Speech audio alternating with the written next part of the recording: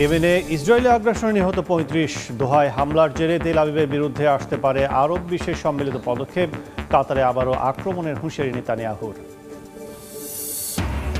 নেপালে সেনাবাহিনীর সঙ্গে বিক্ষোভকারীদের বৈঠক, সাবেক প্রধান বিচারপতিকে অন্তর্বর্তী সরকার প্রধান হিসেবে চায় আন্দোলনকারীরা। সংঘাত থামলেও থমথমে গোটা দেশ।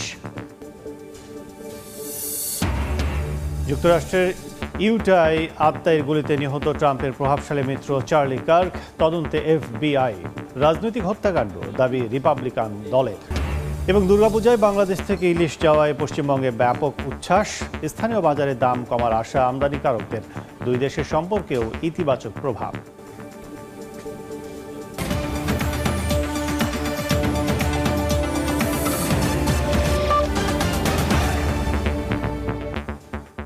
আন্তর্জাতিক সময়ের সঙ্গে আছি আমি কাজল আব্দুল্লাহ। শুরুতেই জাকসু নির্বাচনের খবর।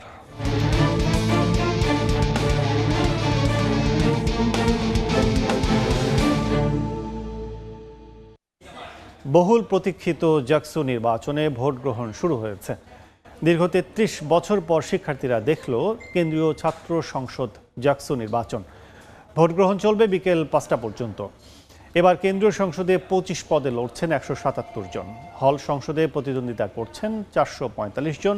কেন্দ্রীয় সংসদে ভিপি পদে ৯ এবং জিএস পদে লড়ছেন ৮ জন। তবে শেষ মুহূর্তে জিএস পদ থেকে সরে দাঁড়িয়েছেন একজন স্বতন্ত্র প্রার্থী। জাকসু নির্বাচনে মোট ভোটার ১১,৯১৯ জন। ভোটারের ৪৮.৮% ছাত্রী। নির্বাচন কমিশনের তথ্যমতে জাকসু নির্বাচনে ২১টি কেন্দ্রে বসানো হয়েছে ২২৪টি বুথ। ক্যাম্পাস জুড়ে নিরাপত্তার দায়িত্বে পুলিশের পাশাপাশি আছে র্যাব ও আনসার সদস্য।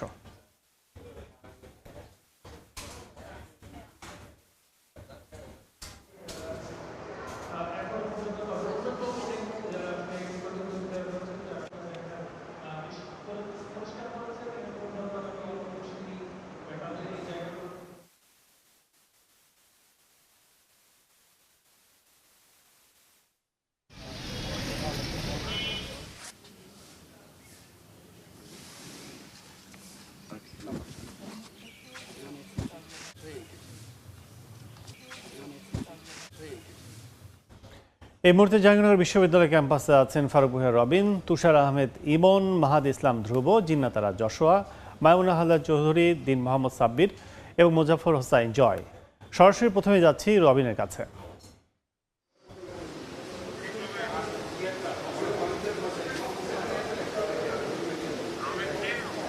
জাহাঙ্গীরনগর বিশ্ববিদ্যালয় কেন্দ্রীয় সংসদ জাকসু ও হল সংসদের যে ভোট গ্রহণের আনুষ্ঠানিক যে সময় সেটি কিন্তু এরই মধ্যে শুরু হয়ে গেছে। আমরা এই মুহূর্তে মীর মোশাররফ হলে রয়েছি। মীর মোশাররফ হোসেন হলে আমরা এখন রয়েছে। এখানে ৪৬৪ জন শিক্ষার্থী তারা তাদের ভোটাধিকার প্রয়োগ করবেন। এর মধ্যে কিন্তু আমরা যেটি দেখতে পাচ্ছি যে ভোটের যে আনুষ্ঠানিক যে প্রস্তুতি সেটি কিন্তু শুরু হয়ে গেছে এবং এখন থেকে অল্প কিছু সময় আগে স্বচ্ছ ব্যালট বাক্স সেটি এখানে যে প্রার্থীদের যে প্রতিনিধি তাদের উপস্থিতিতে নিয়ে আসা হয়েছিল এবং যেই ভোট দেওয়ার জন্য হয়তো যে শিক্ষার্থীরা এখন থেকে অল্প কিছু সময় পরেই আসা শুরু করবেন। একটি বিষয় যদি আপনাদেরকে জানাতে চাই, এই হলে অর্থাৎ মীর মোশাররফ হোসেন হলে এখানে জাকসুর ভিপি পদে শিবির সমর্থিত প্যানেলের ভিপি প্রার্থী এবং ছাত্রদল সমর্থিত প্যানেলের ভিপি প্রার্থী দুজনেরই কিন্তু এখানে ভোট দেওয়ার কথা রয়েছে, অর্থাৎ আরিফুল্লাহ আদিব এবং যে শেখ সাদি হাসান তারা দুজনেই কিন্তু এই কেন্দ্রে ভোট দেওয়ার কথা রয়েছে এবং এই কেন্দ্রে কিন্তু যে 10টি বুথ রয়েছে। আর একটি বিষয় যদি আপনাদেরকে জানাতে চাই, আজকে অর্থাৎ যে এই যে জাকসু নির্বাচনে এখানে কিন্তু যে শিক্ষার্থীরা মূলত জাকসুর পদে 25টি পদের বিপরীতে ভোটাধিকার প্রয়োগ করবেন এবং অন্যদিকে হল সংসদে 15টি পদের বিপরীতে তারা ভোটাধিকার প্রয়োগ করবেন এবং এই হলে অর্থাৎ যে মীর মোশাররফ হোসেন হলে আমরা এখন পর্যন্ত যে তথ্য পাচ্ছি সেটি হলো যে 15টি পদের মধ্যে 4টি পদে বিনা প্রতিদ্বন্দ্বিতায় 4জন প্রার্থী তারা কিন্তু নির্বাচিত হয়েছেন। বাকি 11টি পদে 30 জন প্রতিদ্বন্দ্বিতা করছেন। আর অন্যদিকে জাহাঙ্গীরনগর বিশ্ববিদ্যালয় কেন্দ্রীয় ছাত্র সংসদ অর্থাৎ জাকসুর নির্বাচনে 25টি পদের বিপরীতে মোট 177 জন প্রার্থী তারা প্রতিদ্বন্দ্বিতা করছেন। এবং এই নির্বাচনকে কেন্দ্র করে শিক্ষার্থীদের মধ্যে যেমন আলাদা একটি উৎসাহ উদ্দীপনা রয়েছে, যেহেতু দীর্ঘ 33 বছর পরে এখানে নির্বাচন হতে যাচ্ছে, জাকসু নির্বাচন হতে যাচ্ছে। ঠিক একইভাবে কিন্তু যে প্রশাসনের তরফ থেকে বেশ প্রস্তুতি নেওয়া হয়েছে। এবং অন্যদিকে আমরা কিন্তু দেখেছি যে আইনশৃঙ্খলা বাহিনীরও কিন্তু ব্যাপক তৎপরতা। সে জায়গাতে আমরা যেমন একদিকে যে পুলিশ সহ অন্য আইনশৃঙ্খলা বাহিনী যেমন সোয়াত, এবিপিএম, নানান রকম আইনশৃঙ্খলা বাহিনীর যথেষ্ট তৎপরতা কিন্তু যে ক্যাম্পাস জুড়ে রয়েছে। আমরা একটু আমাদের অন্য সহকর্মীদের কাছ থেকে খবরাখবর জানবো। শুরুতেই মুজাফফর হোসেন জয়ের সঙ্গে যুক্ত হতে চাই। জয়। ধন্যবাদ রবিন। আমি যখন সকালে এসেছি দেখেছি সেই কাকডাকা বোর্ড থেকে সকাল 6টা থেকে দেখেছি আইন শৃঙ্খলা বাহিনীর বিপুল সংখ্যক সদস্যকে জাহাঙ্গীরনগর বিশ্ববিদ্যালয়ের কেন্দ্রীয় যে খেলার মাঠ রয়েছে সেখান থেকে কিন্তু বিভিন্ন স্থানে তাদেরকে প্রেরণ করা হয়েছে। আমরা যখন নির্বাচন কমিশনে এসেছি তখন দেখেছি নির্বাচন কমিশনে দেখেছি যে নির্বাচন কমিশন থেকে ব্যালট পেপার সহ বিভিন্ন ধরনের পেপার এবং আইন শৃঙ্খলা বাহিনীর সদস্যরা কিন্তু এখান থেকে বিভিন্ন স্থানে চলে গিয়েছেন। তো সকালে কথা হয়েছিল নির্বাচন কমিশনের যে সদস্য, তার সাথে কথা হয়েছিল। তিনি জানিয়েছেন যে নির্বাচন সুষ্ঠু এবং অবাধ নিরপেক্ষ করতে ইতিমধ্যে সকল প্রস্তুতি তারা সম্পন্ন করেছেন। ব্যালট পেপারগুলো পাঠিয়ে দেওয়া হয়েছে এবং ম্যাজিস্ট্রেটের নেতৃত্বে মোট 4 জন নির্বাহী ম্যাজিস্ট্রেট এখনো পর্যন্ত এখানে কাজ করছেন। এবং আপনারা জানেন যে জাহাঙ্গীরনগর বিশ্ববিদ্যালয়ে এই জাকসু নির্বাচনকে কেন্দ্র করে ইতিমধ্যে কিন্তু প্রায় 1,500 পোশাকে এবং পোশাকধারী, একই সাথে র্যাব এবং সেনাবাহিনীর সদস্য স্ট্রাইকিং ফোর্স হিসেবে থাকবেন বলে আমরা জানতে পেরেছি। সব মিলিয়ে প্রায় 1,500-এর মতো আইন শৃঙ্খলা বাহিনী এখানে কাজ করছেন এবং সর্বোচ্চ নিরাপত্তা ব্যবস্থা জোরদার করা হয়েছে জাহাঙ্গীরনগর বিশ্ববিদ্যালয়ের নির্বাচনকে কেন্দ্র করে। প্রশাসনের পক্ষ থেকে জানানো হয়েছে যে অবাধ এবং নিরপেক্ষ সুষ্ঠু করতে কিন্তু সকল ধরনের প্রস্তুতি এখানে রাখা হয়েছে। একই সাথে কিন্তু 21টি কেন্দ্র অর্থাৎ 10টি রয়েছে নারীদের জন্য ভোট প্রদান কেন্দ্র এবং 10টি রয়েছে ছেলেদের জন্য 11টি রয়েছে ছেলেদের জন্য ভোট প্রদান কেন্দ্র। এবং প্রত্যেকটি কেন্দ্রে কিন্তু 7 থেকে 10টি করে বুথ স্থাপন করা হয়েছে, যে বুথে অন্তত পক্ষে 1 থেকে 150 পরিমাণ ভোট কাস্টিং হওয়ার সম্ভাবনা রয়েছে। প্রতি ঘন্টায় এটি করা সম্ভব বলে আমাদেরকে নির্বাচন কমিশন জানিয়েছেন। প্রতিটি কেন্দ্রে প্রায় 7 থেকে 1000 পরিমাণ ভোটার রয়েছেন এবং সেই ভোটাররা এই 8 ঘন্টার মধ্যে অর্থাৎ 9টা থেকে 5টা পর্যন্ত ভোট কার্যক্রম চলবে। এবং সেই মোতাবেক কিন্তু যে পরিমাণ সংখ্যক ভোটার রয়েছে তারা কিন্তু এই সময়ের মধ্যে ভোট দেওয়া নিশ্চিত করতে পারবেন। যে জন্য 8 থেকে 9টি ভোট কেন্দ্র বা বুথ স্থাপন করা হয়েছে, সেই বুথগুলোতেই ভোটাররা ভোট দিবেন। আমরা আরও জানবো, আমাদের সহকর্মী মাইমুনা রয়েছেন জাহাঙ্গীরনগর বিশ্ববিদ্যালয়ের একটি কেন্দ্রে।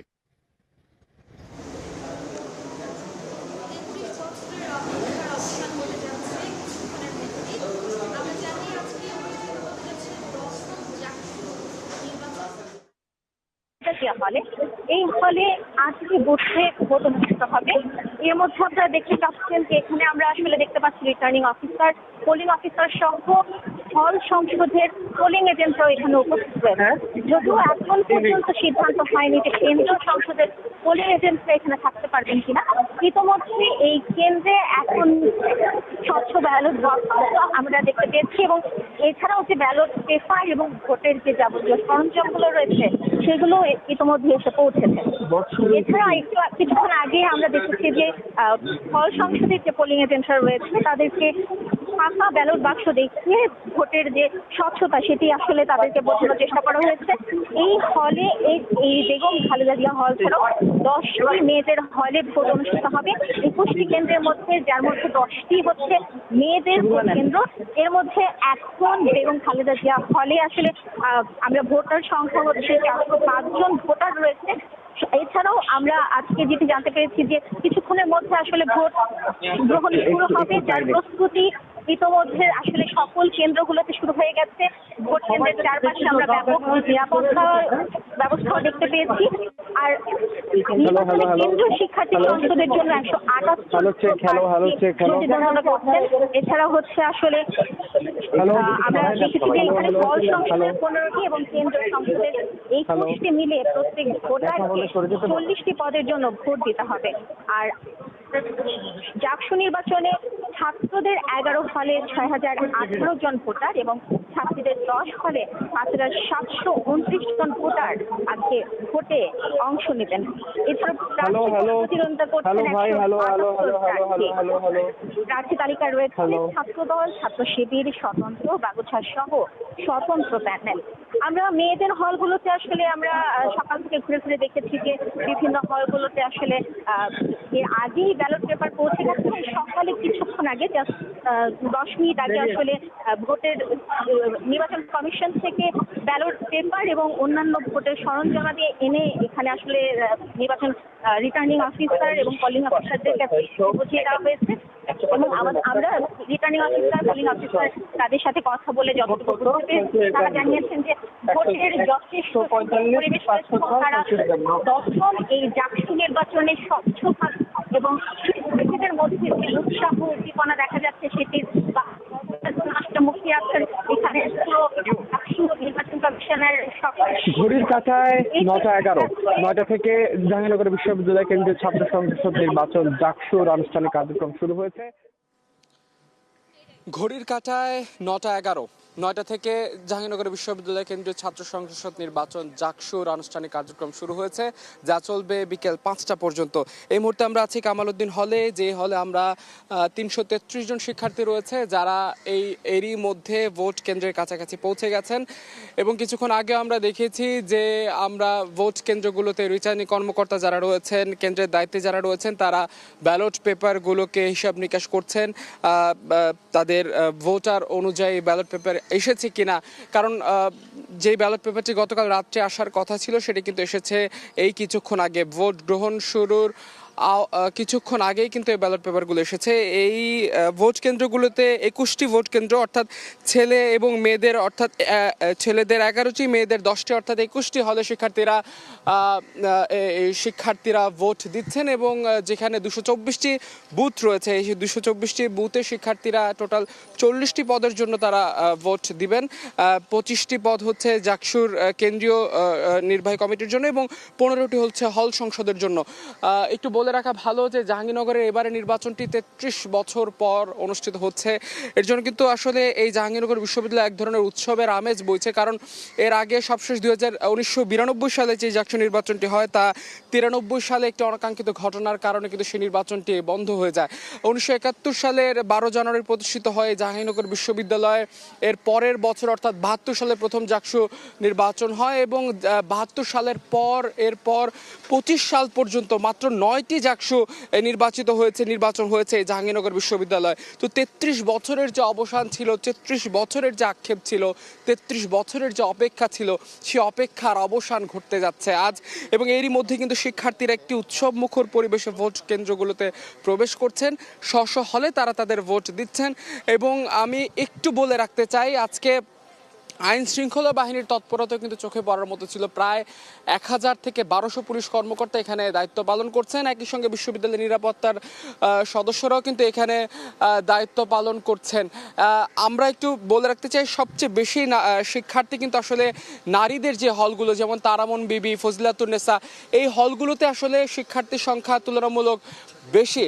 জাহাঙ্গীরনগরের অন্য প্রান্তে নারী হলের কি খবর রয়েছে সে খবর আমরা জানবো সহকর্মী জিন্নাতারা যশোয়ার কাছ থেকে। যশোয়া, ভোট গ্রহণের সময় শুরু হয়ে গেছে, 9টা বেজে বেশ অনেকটা সময় পার হয়েছে। তবে আমি এখন আছি 15 নম্বর হলে, যেটি আগে ছিল বঙ্গমাতা ফজিলাতুন্নেসা মুজিব হল। সেই হলে এখন পর্যন্ত কোনো ভোটারকে আমরা প্রবেশ করতে দেখিনি ভোট কেন্দ্রে, কিন্তু পোলিং অফিসার, রিটার্নিং অফিসাররা আমাদেরকে জানিয়েছেন তারা ভোট গ্রহণের জন্য পুরোপুরি প্রস্তুত। এবং আরও একটি বিষয় জানিয়ে রাখতে হয়, প্রার্থীদের কোনো এজেন্টকেও এখন পর্যন্ত 15 নম্বর হলে আমরা প্রবেশ করতে দেখিনি। 571 জন ভোটার রয়েছে এই হলে, তবে এখন পর্যন্ত একটি ভোটারকেও আমরা দেখিনি এবং একটি ভোট গ্রহণও হয়নি, অর্থাৎ ভোট গ্রহণ প্রক্রিয়া সম্পন্ন হয়নি। তবে পোলিং অফিসার, রিটার্নিং অফিসাররা, আমরা যেমনটা বলছিলাম, তারা আমাদেরকে কিছুক্ষণ আগেই জানিয়েছেন যে তারা 9টা থেকেই প্রস্তুত, তাদের সব ধরনের প্রস্তুতি সম্পন্ন হয়েছে। তারা ব্যালট পেপার প্রস্তুত করেছেন, ব্যালট বক্স প্রস্তুত করেছেন এবং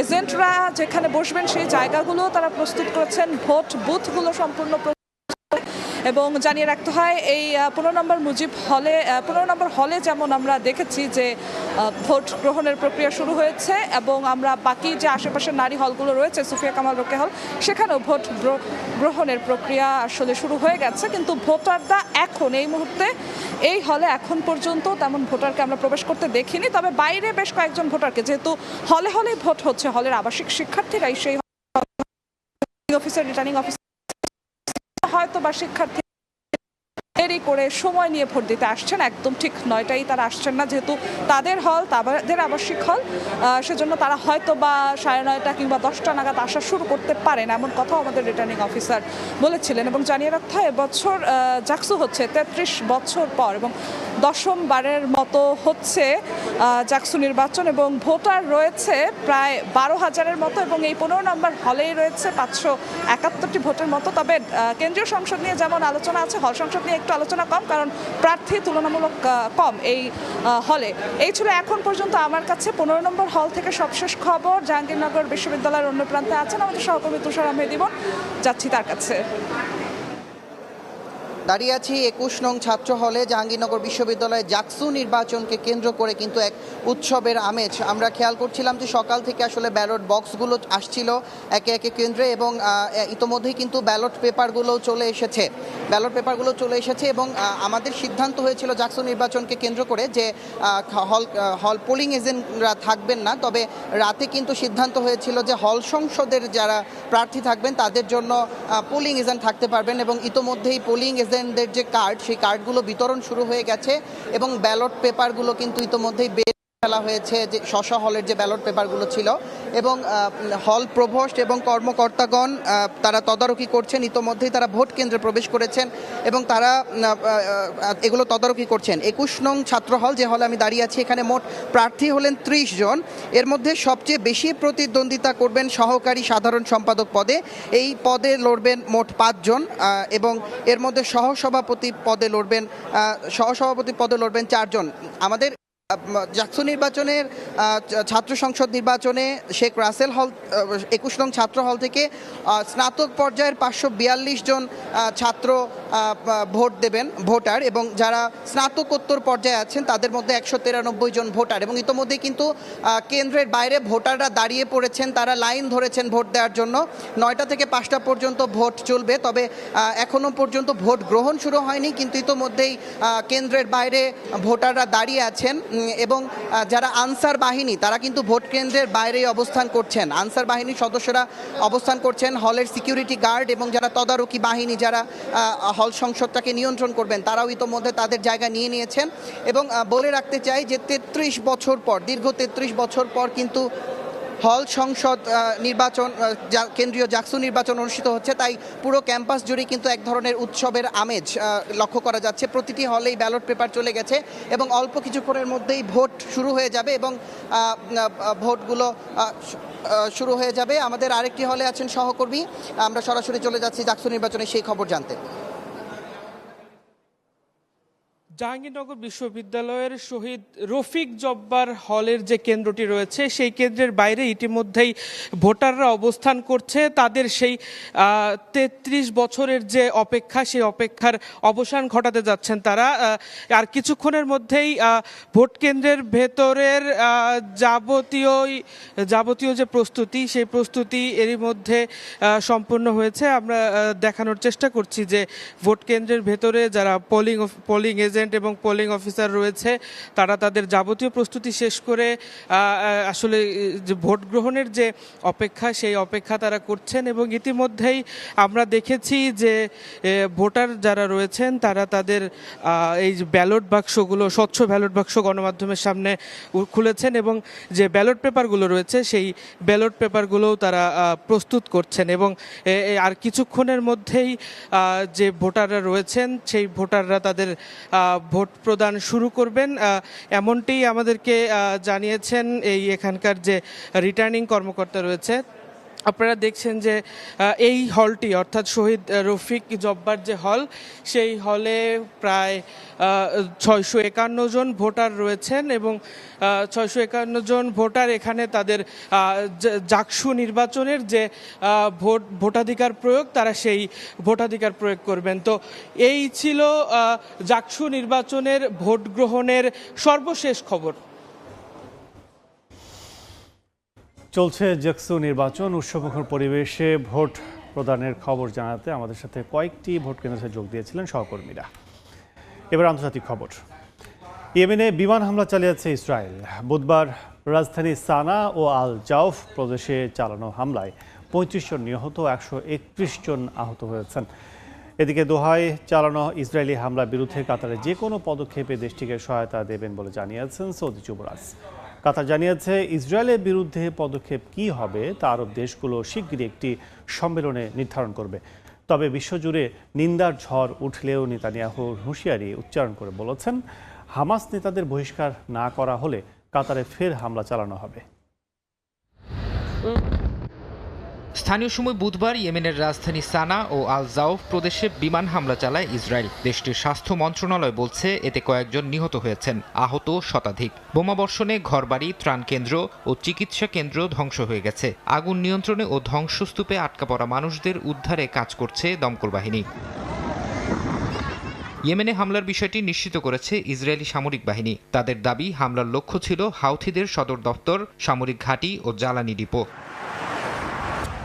এদিকে দোহায় হামাসের জ্যেষ্ঠ নেতাদের লক্ষ্য করে বিমান হামলা চালানোর ঘটনায় তীব্র প্রতিক্রিয়া দেখাচ্ছে আরব বিশ্ব। সৌদি যুবরাজ মোহাম্মদ বিন সালমান স্পষ্ট ভাষায় বলেছেন, দোহায় হামলা কেবল কাতারের বিরুদ্ধে নয়, পুরো অঞ্চলের বিরুদ্ধেই আক্রমণ। কাতারের পাশে দাঁড়ানোর প্রতিশ্রুতি দিয়ে তিনি আরো বলেন, দেশটির যে কোনো পদক্ষেপে সৌদি আরব সহায়তা দেবে। কাতারের প্রতি সংহতি জানাতে দোহায় পৌঁছেছেন আমিরাতের প্রেসিডেন্ট শেখ মোহাম্মদ বিন জায়েদ।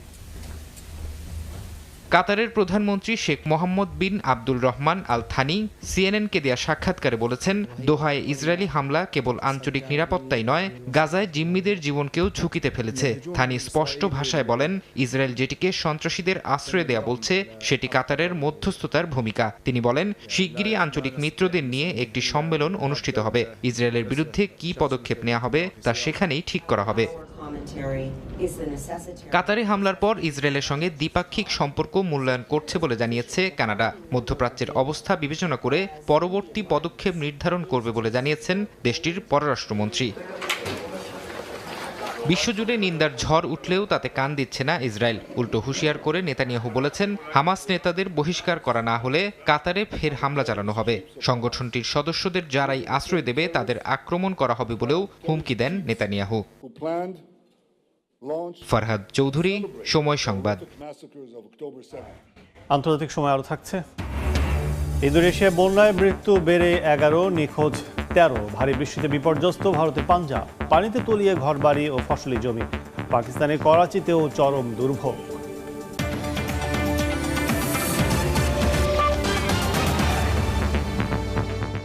এবার নিজ দেশেই ফিলিস্তিনপন্থীদের তোপের মুখে পড়েছেন মার্কিন প্রেসিডেন্ট ডোনাল্ড ট্রাম্প।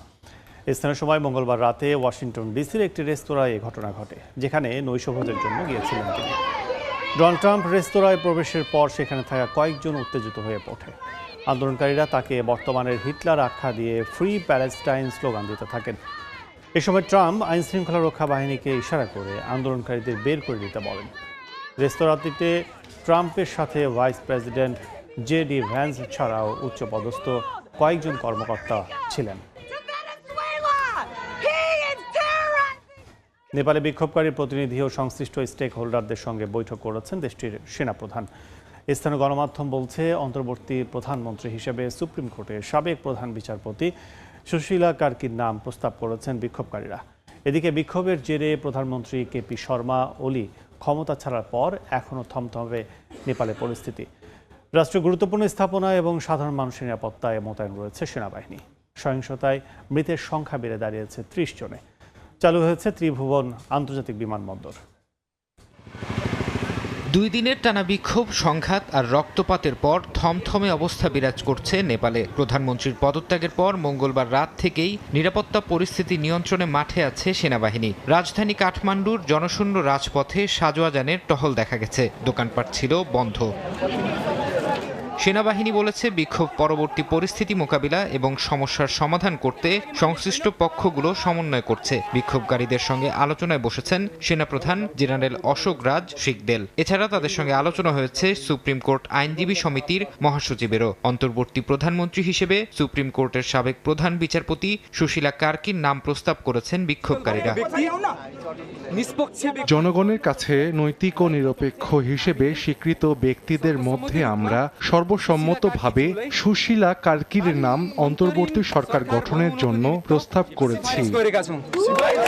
দুর্নীতি, বেকারত্ব আর সামাজিক যোগাযোগ মাধ্যম বন্ধ করে দেয়ায় গত কয়েকদিন বিক্ষোভে উত্তাল ছিল নেপাল। 2 দিনের সহিংস আন্দোলনের জেরে পদত্যাগ করেন প্রধানমন্ত্রী কেপি শর্মা ওলি। এরপর রাজধানী কাঠমান্ডু সহ বিভিন্ন স্থানে চালানো হয় হামলা, ভাঙচুর। হতাহত হন বেশ কয়েকজন। দেশটির বেসামরিক বিমান চলাচল কর্তৃপক্ষ জানিয়েছে বুধবার থেকে চালু হয়েছে ত্রিভুবন আন্তর্জাতিক বিমানবন্দর।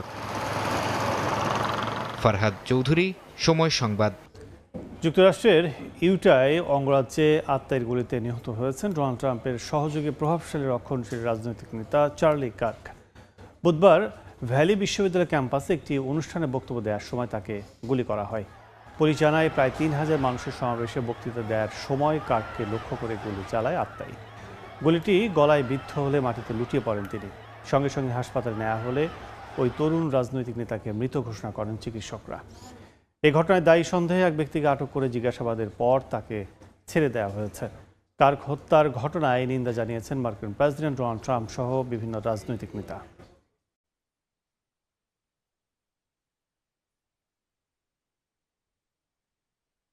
আন্তর্জাতিক সময় আরও থাকছে।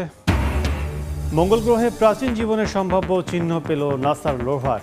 সংগ্রহ করা শিলার নমুনায় জীবাণুর অস্তিত্ব খুঁজে পাওয়ার দাবি, প্রয়োজনে আরও গবেষণা। প্রথমবারের মতো রাশিয়ার ড্রোন ভূপাতিত করল ন্যাটো সদস্য দেশ পোল্যান্ড। বুধবার অন্তত 19টি রুশ ড্রোন প্রবেশ করে পোল্যান্ডের বিমান বাহিনী ও ন্যাটোর সহায়তায় সেগুলোর বেশ কয়েকটি ভূপাতিত করা হয়। এই ঘটনায় গভীর উদ্বেগ জানিয়েছে ন্যাটো। এদিকে ইউক্রেনের পশ্চিমাঞ্চলে রুশ হামলায় 24 জন নিহত হয়েছেন।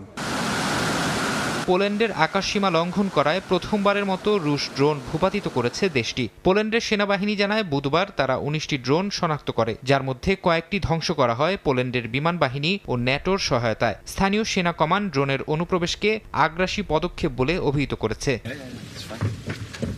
রুশ ড্রোনের বিষয়ে ন্যাটো মহাসচিব বলেন, পোল্যান্ডের আকাশসীমায় এমন ঘটনা অত্যন্ত বিপজ্জনক। তিনি বলেন, ইচ্ছাকৃত হোক বা না হোক এটি অত্যন্ত ঝুঁকিপূর্ণ এবং পুরো ঘটনার মূল্যায়ন এখনও চলছে। পোল্যান্ডের প্রধানমন্ত্রী ডোনাল্ড টাস্ক এই ঘটনার পর আর্টিকেল 4 সক্রিয় করেছেন, যা ন্যাটোর সদস্যদের তাদের মিত্রদের সঙ্গে পরামর্শের সুযোগ দেয়। ইউরোপীয় ইউনিয়নের পররাষ্ট্র নীতি বিষয়ক প্রধান কায়া কাল্লাস বলেন, এটি ইউক্রেন যুদ্ধ শুরুর পর থেকে রাশিয়ার ইউরোপীয় আকাশসীমা লঙ্ঘনের সবচেয়ে গুরুতর ঘটনা। তার দাবি, এটি ইচ্ছাকৃত ছিল, দুর্ঘটনাবশত নয়। ইউক্রেন যুদ্ধ শেষ হওয়ার পথে নয়, বরং আরও তীব্র হচ্ছে বলেও মন্তব্য করেন তিনি। পোল্যান্ডের আকাশের রুশ ড্রোন অনুপ্রবেশের ঘটনা এমন এক সময় ঘটল যখন প্রেসিডেন্ট ট্রাম্পের মধ্যস্থতায় রাশিয়া ইউক্রেন শান্তি আলোচনার চেষ্টা অনেকটাই থমকে আছে, আর মস্কো আকাশপথে ইউক্রেনে হামলা বাড়াচ্ছে। ফারহাদ চৌধুরী, সময় সংবাদ। সরকারের নীতি ও সামাজিক বৈষম্যের প্রতিবাদে ডাকা অবরোধ কর্মসূচি ঘিরে উত্তাল ফ্রান্স। প্যারিস সহ বিভিন্ন শহরে আন্দোলনে অংশ নিয়েছেন লাখো মানুষ। এ সময় পুলিশের সঙ্গে বিক্ষোভকারীদের দফায় দফায় সংঘর্ষ বাধে। আটক করা হয়েছে 300-র বেশি বিক্ষোভকারীকে। চলমান আন্দোলনের জেরে বৈঠক করেছেন নতুন প্রধানমন্ত্রী সেবাস্তিয়ান লেকর্নু। ফরাসি স্বরাষ্ট্রমন্ত্রীর দাবি, দেশ জুড়ে আন্দোলনের পরও ফ্রান্স পুরোপুরি অবরুদ্ধ হয়নি। বুধবার প্রতিবাদের মাত্রা ছিল ব্যাপক। বিভিন্ন শহরে কয়েক লাখ মানুষ বিক্ষোভে অংশ নেন। প্যারিসের টেনন হাসপাতালের স্বাস্থ্যকর্মীরা চলমান আন্দোলনে যোগ দিয়ে সরকারের বাজেট নীতি ও স্বাস্থ্য খাতে বরাদ্দের ঘাটতি নিয়ে ক্ষোভ প্রকাশ করেছেন। তাদের অভিযোগ, হাসপাতালগুলোতে শয্যা কম, জরুরি কক্ষ ভর্তি এবং স্টাফের ঘাটতি রয়েছে। ফ্রান্সের নতুন প্রধানমন্ত্রী সেবাস্তিয়ান লেকেরনু বুধবার মন্ত্রিসভার বৈঠক করেছেন। আলোচনার প্রধান বিষয় ছিল দেশজুড়ে ছড়িয়ে পড়া বিক্ষোভ। বৈঠকের পর স্বরাষ্ট্রমন্ত্রী জানিয়েছেন, দেশজুড়ে আন্দোলনের পরও ফ্রান্স পুরোপুরি অবরুদ্ধ হয়নি। পুলিশ গোটা পরিস্থিতি নিয়ন্ত্রণে রাখতে সক্ষম হয়েছে বলেও দাবি তার। সরকারি নীতি এবং সামাজিক অসন্তোষের প্রতিবাদে গেল মে মাসে ফ্রান্সে শুরু হয় আন্দোলন। শুরুতে ডানপন্থী অনলাইন গ্রুপগুলো বিক্ষোভ করলেও বামপন্থী ও চরম বামপন্থীরা এই আন্দোলনের নিয়ন্ত্রণ নেয়। ফরহাদ চৌধুরী, সময় সংবাদ।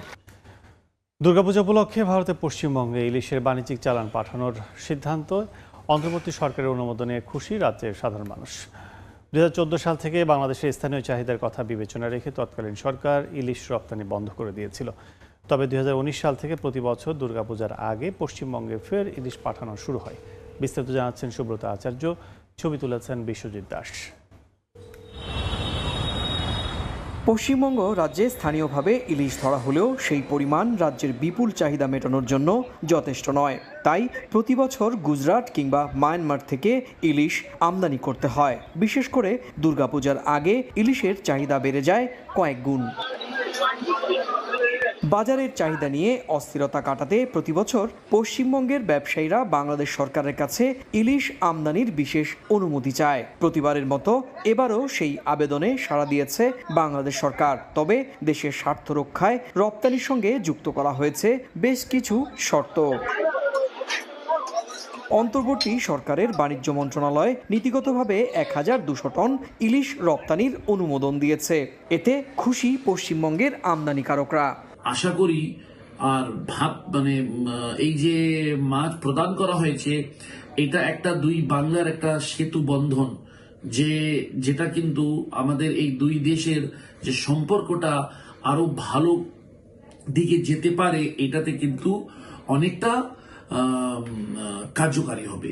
বাংলাদেশের ইলিশের প্রতি তো টান থাকে, অধিকাংশ তো সব আমাদের এখানে তো ওপার বাংলায়। খুবই ভালো খবর, বাংলাদেশে ইলিশ আসছে। বাংলাদেশে ইলিশের অপেক্ষায় আমরা থাকি। 2024 সালের আগস্টের পর প্রতিবেশী দুই দেশের সম্পর্কে টানাপোড়েন বেড়েছিল। তবে এর মাঝেও ভারতের জন্য ইলিশের এই বিশেষ বাণিজ্যিক চালানকে অনেকে দুই দেশের সম্পর্কের নতুন সুবাতাস হিসেবে দেখছেন। সুব্রত আচার্য, সময় সংবাদ, কলকাতা। ইন্দোনেশিয়া ভয়াবহ বন্যায় মৃতের সংখ্যা বেড়ে 11 জনে দাঁড়িয়েছে। এখনও নিখোঁজ আছেন অন্তত 13 জন। তাদের উদ্ধারে চলছে অভিযান। বন্যায় সড়ক তলিয়ে যাওয়ায় চরম দুর্ভোগে পড়েছেন স্থানীয় সহ পর্যটকেরা। টানা ভারী বৃষ্টিতে বিপর্যস্ত ভারতের পাঞ্জাব প্রদেশ। বন্যায় গত 2 মাসে অন্তত 37 জনের মৃত্যু হয়েছে। অন্যদিকে বন্যায় চরম দুর্ভোগে পড়েছেন পাকিস্তানের করাচির বাসিন্দারাও। পানিতে থই থই করছে চারপাশ, কোথাও হাঁটু পানি, কোথাও বা কোমর পানি। তার মধ্য দিয়ে জীবনের ঝুঁকি নিয়ে চলাফেরা করছে সাধারণ মানুষ। এ দৃশ্য ভারতের পাঞ্জাবের। আগস্টের শুরু থেকে ভারী বৃষ্টিতে সৃষ্ট বন্যায় এ রাজ্যে বেশ কয়েকজনের মৃত্যু হয়েছে। পানিতে তলিয়ে গেছে বাড়িঘর, রাস্তাঘাট। ক্ষতিগ্রস্ত হয়েছে হাজার হাজার হেক্টর ফসলি জমি। বাসায় বন্যার পানি ঢোকায় গৃহপালিত পশু পাখি নিয়ে আমরা খুব বিপদে আছি। আমাদের থাকার কোনো জায়গা নেই। ক্ষেতের ফসলও তলিয়ে গেছে। এখন পর্যন্ত কেউ সাহায্য দিতেও আসেনি। সরকারের পাশাপাশি বন্যায় ক্ষতিগ্রস্তদের খাবার, শুকনো কাপড়, পাটি সহ বিভিন্ন ধরনের ত্রাণ সহায়তা দিচ্ছে নানা সংগঠন। প্রত্যন্ত এলাকাগুলো বেশি ক্ষতিগ্রস্ত হওয়ায় সরকারের পক্ষ থেকে তালিকা করে ত্রাণ বিতরণের পরামর্শ স্বেচ্ছাসেবীদের।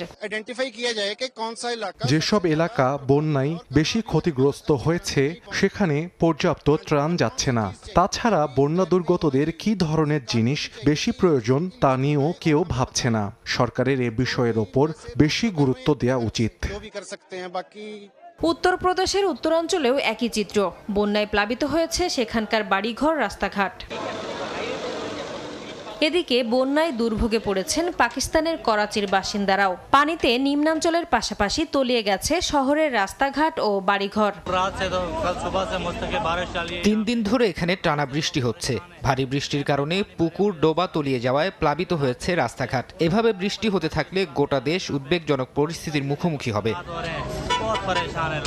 চলমান পরিস্থিতির মধ্যেই পাকিস্তানে ভারী থেকে অতি ভারী বৃষ্টিপাতের পূর্বাভাস দিয়েছে দেশটির আবহাওয়া দপ্তর। এতে শহরের নিচু এলাকায় জলাবদ্ধতার পাশাপাশি বাসিন্দাদের জন্য ভয়াবহ পরিস্থিতির সৃষ্টির আশঙ্কা রয়েছে বলেও জানানো হয়েছে। এদিকে বন্যায় বিপর্যস্ত ইন্দোনেশিয়া। দেশটির ইস্ট নুসা তেঙ্গারা ও বালি প্রদেশে এ পর্যন্ত কয়েকজনের প্রাণহানির ঘটনা ঘটেছে। নিখোঁজ রয়েছেন বেশ কয়েকজন। পানিতে তলিয়ে যাওয়ায় বন্ধ হয়ে গেছে প্রধান সড়কগুলো, ডুবে গেছে বাড়িঘর। এতে দেশটির বাসিন্দাদের পাশাপাশি দুর্ভোগে পড়েছেন ঘুরতে যাওয়া পর্যটকরাও। নাসরিন রুমি, সময় সংবাদ। অ্যাপলের নতুন স্মার্টফোন আইফোন এয়ারের নকশা করেছেন বাংলাদেশি বংশোদ্ভূত শিল্পী আবিদুর চৌধুরী। 2019 সাল থেকে তিনি অ্যাপলের শিল্প ডিজাইনার হিসেবে কাজ করছেন। ছাত্র জীবনে Abidur red dot design award সহ একাধিক আন্তর্জাতিক পুরস্কার অর্জন করেছেন বলে জানা গেছে। অ্যাপলের নতুন আইফোন এয়ারকে ভবিষ্যতের একটি টুকরো বলে অভিহিত করেছেন তিনি। সম্পূর্ণ টাইটানিক ধাতুতে মোড়া এই ফোনের 256 জিবি মডেলের দাম $999 মার্কিন।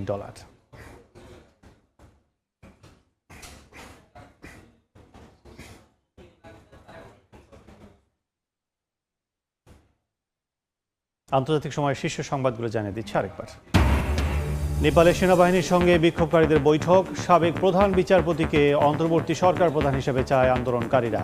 সংঘাত থামলেও থমথমে গোটা দেশ। এবং যুক্তরাষ্ট্রের ইউটায় আত্মাইয়ের গুলিতে নিহত ট্রাম্পের প্রভাবশালী মিত্র চার্লি কার্ক। তদন্তে FBI। রাজনৈতিক হত্যাকাণ্ড, দাবি রিপাবলিকান দলের।